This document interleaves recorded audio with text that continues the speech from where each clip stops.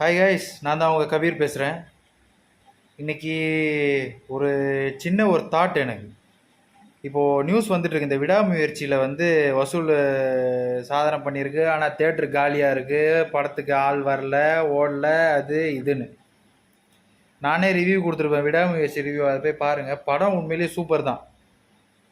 சரி, இப்போ நான் என்ன கேட்குறேன்னா, ஃபேன்ஸ் எதிர்பார்க்குற மாதிரியே படத்தை கொடுத்துருங்களேன். நீங்கள் எதுக்கு தேவையில்லாமல் நான் ஹாலிவுட் ரேஞ்சில் எடுக்கிறேன், அப்படியே பொறுமையாக படத்தை கொண்டு போகிறேன், அப்படியே கதையை மட்டும் அப்படியே நீங்கள் பார்த்து என்ன ஏதுன்னு ஒரு ட்விஸ்ட் அண்ட் டேர்ன்ஸ் வச்சு அப்படியே ஸ்லோவாக நான் ஹாலிவுட் மூவி மாதிரி கொண்டு போகிறேன். எதுக்குடா? அதான் ஓட மாட்டேங்குதுன்னு தெரியுதுல்ல, பணத்தை போட்டு தானே எடுக்கிற. பாவம், கஷ்டப்பட்டு அவரும் வந்து நடித்து கொடுத்துருக்காரு அஜித். இந்த வயசான நேரத்துலையும் இவ்வளோ டேலண்ட்டாக இவ்வளோ ஸ்ட்ரென்த்தோடு ஒரு படம் நடிக்கிறாங்கன்னா அதுக்கேற்ற மாதிரி மாசாக நடிச்சுட்டு போயிருங்களேன்டா. என் தலைவர் என்ன சொல்கிறார், ரஜினிகாந்த் என்ன சொல்லியிருக்காரு?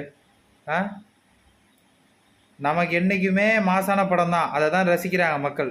அவரோட படம்லாம் மாசாக தானே வருது. அப்பவும் வேட்டையன் படத்தை ஏதோ கொஞ்சம் ஸ்டோரியோடு எடுத்துட்டாங்க, அதனால் படம் பார்க்க பிடிக்கல இதுன்னு புலம்புனானுங்க.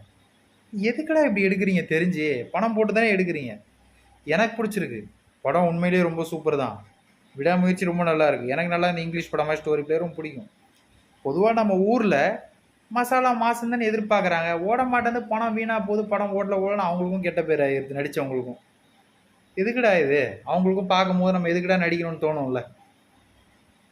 பாருங்கப்பா.